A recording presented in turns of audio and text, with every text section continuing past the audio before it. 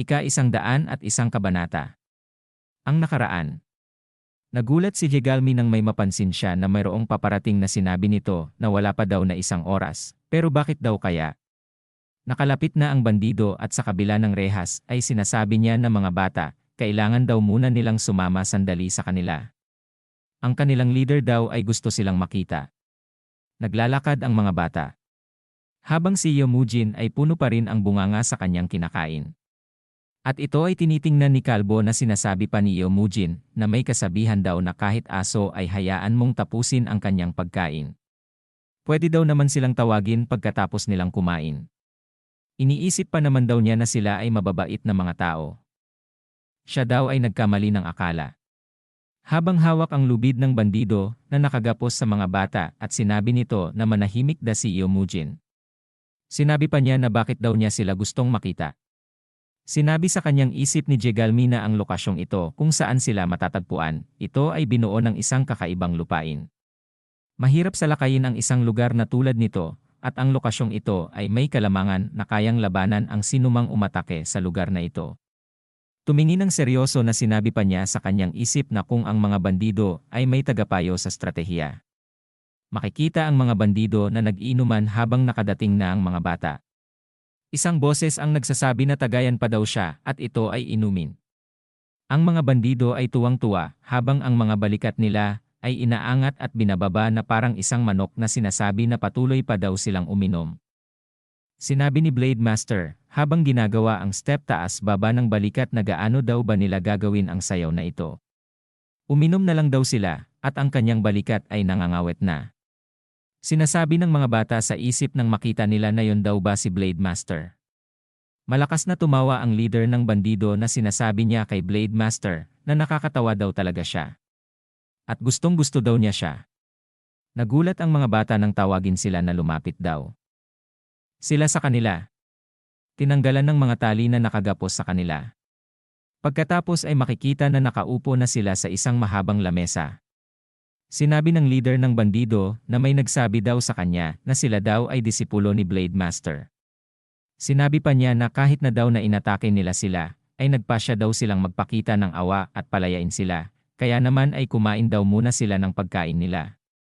Humalakhak habang hawak ang alak ni Blade Master, at sinabi na ang leader daw talaga ay may mapagbigay na puso. Biglang may itinuro ang leader ng bandido at sinabi na maliban lang daw sa dalawa, ay hindi niya ito pakakawalan. Ang itinuro pala ay sina Nambung Seon at si Lady Arin na sinasabi ng bandido na gusto daw niya ang dalawa. Kaya naman ay mananatili sila sa kanya. Naikinagulat ng mga ito habang sumusubo ng hita ng manok si Nambung Seon. Hinampas ang hita ng manok sa lamesa na sinabi ni Nambung Seon na hindi daw iyon maari. Kahit na daw na natalo ito sa kanya, siya daw ang panganay na anak na babae ng Great Nambung na pamilya. At siya daw ay tumatanggi na lumuhod sa harap ng taga Green Forest Bandits. Mahinhin na uminom si Lady Arin na sinabi niya na siya daw ay meron ng fiancé kung kaya naman ay hindi siya pwedeng manatili dito.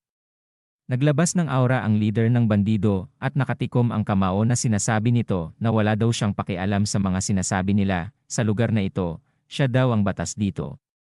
Nakatitig na sinabi ni Blade Master sa kanyang isip na ano daw ang ginagawa ni Lady Arin sa ganitong lugar. At sinabi ni Blade Master sa leader ng bandido na si Jiang, na hayaan na lang daw ang mga bata, ang mga ito ay pakawalan na din. Nalumaki ang mata sa kanyang narinig na nakatingin kay Blade Master. Sinabi ng leader ng bandido na si Jiang na kahit daw ito ay isang pakiusap niya, hindi daw niya ito mapagbibigyan. Pagkatapos ay numiti na sinabi niya na kung talaga daw na gusto niya na magbago ang isip niya. Hinawi ang mga pagkain na nakahain sa lamesa at sinabi na kailangan daw muna niya siyang talunin sa punong braso, pagkatapos ay inilagay ang braso na nakangiti. Na sinabi sa isip ni Blade Master na punong braso daw pala. Na sinabi pa niya habang nakaharap sa leader ng bandido na si Jiang na kung ito daw ba ay ang puro lakas lang ang gagamitin at hindi gagamit ng inner energy.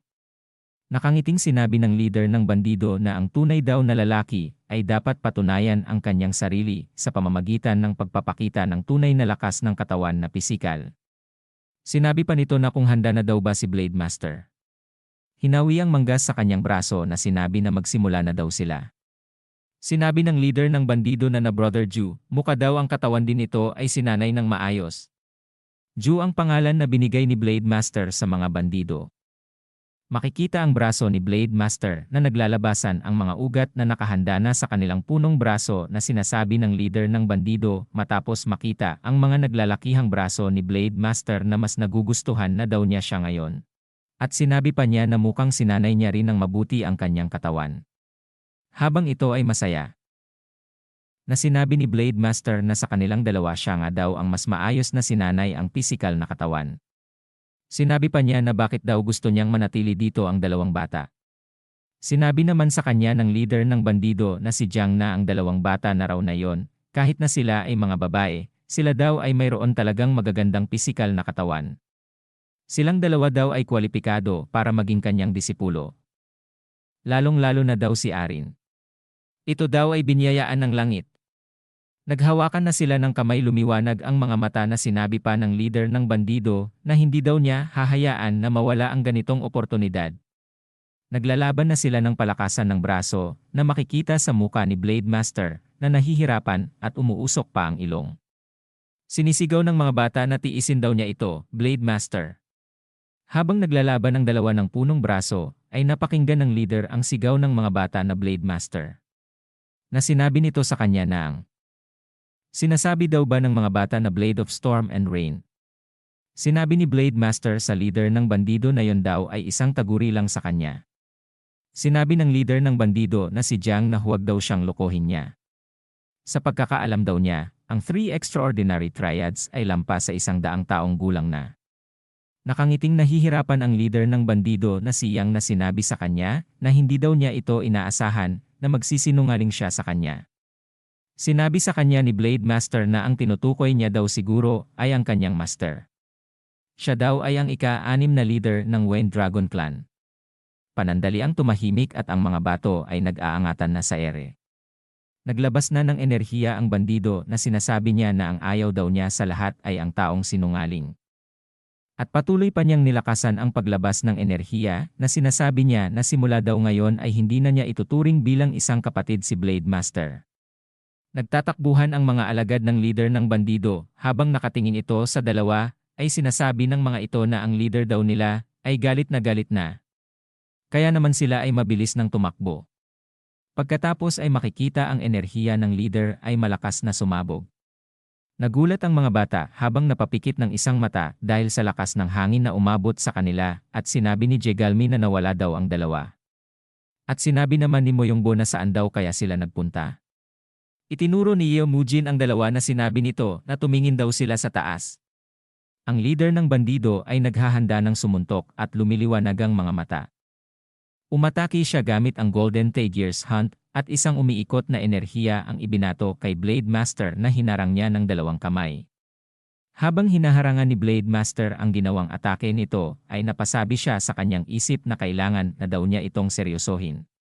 Pagkatapos ay mabilis siyang umalis sa enerhiya na umiikot at lumiwanag ang mga mata na nakakagat sa labi na mabilis na sinipa niya ang leader ng bandido. Mula sa ere. Mabilis na bumagsak sa lupa, sanhi ng makapal na usok ang nagawa nito. Pagkatapos ay mabilis na ring bumaba si Blade Master sa lupa. Patalikod niyang tiningnan na sinabi niya na nakakahiya na ang taong may ganoong kasanayan sa martial art ay nabubuhay lang daw bilang pinuno lamang ng kakarampot na berdeng kagubatan. Sinabi pa niya na ang lahat daw ay maayos na. Hindi na ituloy ang sinabi dahil mula sa usok ay nakita niya na bumangon muli ang leader ng bandido. Sinasabi na siya daw talaga ay malakas kaya naman ay may dahilan siya upang magsinungaling na siya ay si Blade Master. Nakangiti ang bandido na pinapagpag ang dumi sa kanyang katawan na sinasabi na ngunit hindi daw niya malalampasan itong kalamnan ng katotohanan na sinanay niyang binuo. Sinabi ni Blade Master sa kanya na ilang beses pa daw ba niyang susubukan na sabihin sa kanya na siya talaga si Blade Master. Na nagulat na sinabi sa kanyang isip na bakit daw siya ay maayos pa. Hindi pa daw ba sapat ang ginawa niyang atake? Nagulat din si Moyongbo na sinabi sa kanyang isip na ang ginawa daw ni Blade Master ay hindi daw gumana. Nagulat din na sinabi ni Jegalmi na ang tao daw na yon ay hindi nila kaya sa simula pa lamang. Sinabi ng bandido kay Blade Master na ang pag-atake daw niya ay walang nagawang pinsala sa kanya, maliban na lang daw kung kinikilala siya ng bawat kalamnan niya. Mabilis na sumugod muli ang leader ng bandido na sinisigaw na siya daw talaga ay isang sinungaling. Naglabas ng enerhiya sa kanyang mga paa na sinabi sa kanyang isip ni Blade Master na sinabi niya na mas mabuti pa na pakalmahin niya muna siya. Hinakbang ng malakas ang kanyang paa na may enerhiya at isang malaking bato ang lumitaw habang pasugod muli ang leader ng bandido. Binasag lang ng bandido ang malaking bato na hinarang ni Blade Master na sinabi nito na ang mga ganitong pakulo ay hindi kayang pigilan ang kanyang kalamnan. Nagulat si Blade Master nang nilampasan lang ang kanyang ginawang harang na sinasabi na siya daw talaga ay malakas. Mabilis na nagpaulan ng suntok ang leader ng bandido na mabilis rin na hinaharang ni Blade Master. Susuntukin na sinabi ng leader ng bandido na sinasabi na kung siya daw talaga ang Blade Master, talunin daw siya gamit ang kanyang espada. Mabilis na kinuha ang espada at pinalo niya ito sa leader ng bandido na si Jiang at ito ay sumubsob ng malakas sa lupa at ito ay bumaon. Sinasabi ni Blade Master na sana daw ay sinabi na nito kagad ng maaga hindi na sana daw siya nagpakahirap na magpaliwanag sa kanya. At dito na po nagtatapos ang ika-101 kabanata. Salamat po sa inyong pagsuporta sa aking ginagawang recap. At kung bago ka pa lang dito baka naman hehehe.